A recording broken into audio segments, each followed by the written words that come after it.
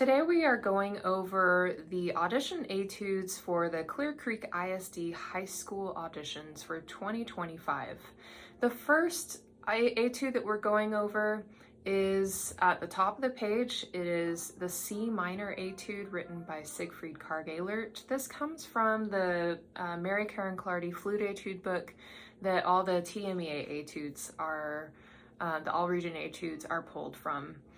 And this has been an all-state etude in the past. So lucky for us, they have given you the easy part of the etude to learn for your high school auditions. So let's get started from the very beginning. There is no tempo marking. Funny enough, both of these etudes that they've given you are technical etudes. They're both fast. I don't know what tempo they want for this top etude, but if I were in charge, I would put the dotted half note equals 60. This etude should be very smooth, lyrical in that we're creating long phrases with those slurs. Let's start from the beginning. The first issue that arises is what to do with the pinky when you have all these low C's. So in the very first measure, you're going to want to keep the pinky off for the G and then put the pinky back down for that low C. And so it's going to go like this. Okay,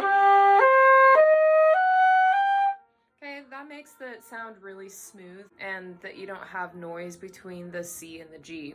For the second measure, same thing. Keep the pinky off on the G so that you go really smooth again. Now, going into the third measure, you must slide the pinky because you have to have the pinky down going from C to E flat. So going into the third measure,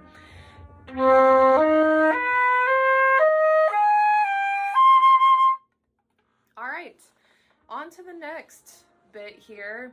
You'll use your second trill key for this D to E flat trill. So we'll just go, and it's gonna go really fast, so you don't need to have a lot of finger wiggles there. I usually keep the note short when I play this etude, and so I treat it kind of like a mordant where I just hit that trill key one time, but at the most I'd say 2 times.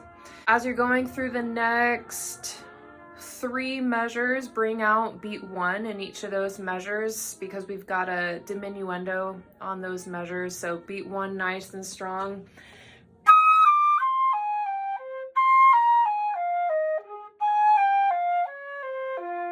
And building into the next measure, we've got an accent on that A flat, and so you will crescendo through the next measure into beat 1. Have a nice strong weak phrasing for the last 2 notes of the slur. Now take a nice big breath because now we're getting into some fun modulations. We're going to play an E flat minor arpeggio followed by an F major arpeggio and then a G flat minor arpeggio and then an A flat major arpeggio. Make sure you read your accidentals correctly so you get the correct qualities of the arpeggios. Triplets on beat 3. Breathe in measure 13, beat before the triplet on measure 13.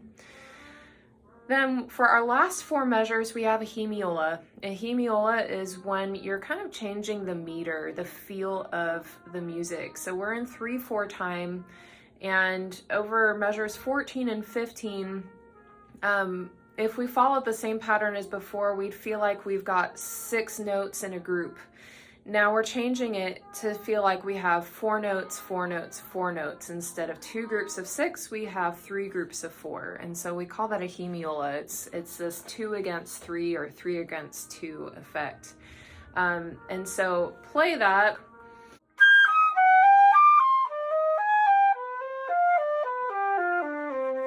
So you can really feel that 1, 2, 3, 4, 1, 2, 3, 4, 1, 2, 3, 4, 1, 2, 3, 4, 5, 6, 1. That's very typical of Karg-Ehlert and his etudes to do that.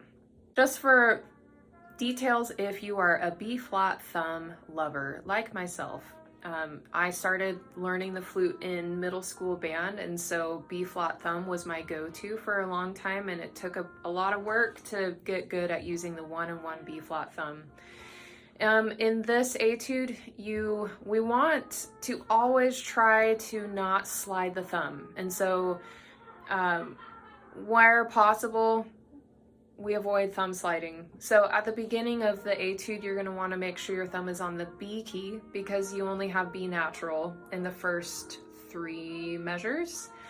However, starting at the pickups to measure 5, if you wanna use your B flat thumb, that's okay, but only use it through measure 7, and then make sure that after you play the C in measure 7 that you go back to a B thumb so that you can accommodate that B natural in measure 8. Now, keep that thumb on the B key through measure 9, but then after you play the C in measure 9, you can go back to using your B flat thumb. I like that a lot easier for the arpeggio, that E flat minor. It's just easier for me, being used to the B flat thumb.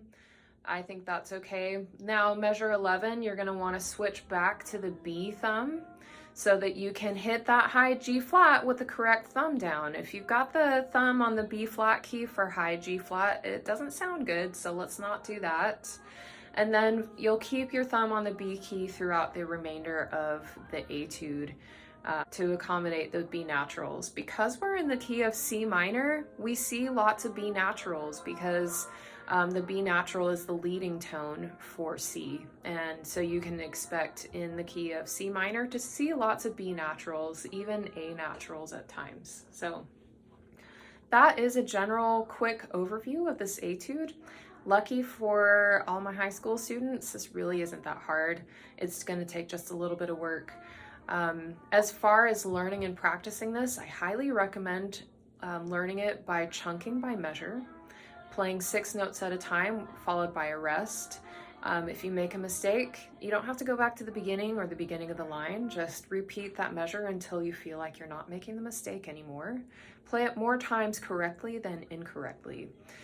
Once you have gone through chunking and are comfortable with the finger patterns, then start putting more chunks together. Maybe start chunking it by slur. And so that might mean putting 3 measures together or 2 measures or whatever works for the phrasing. Good luck.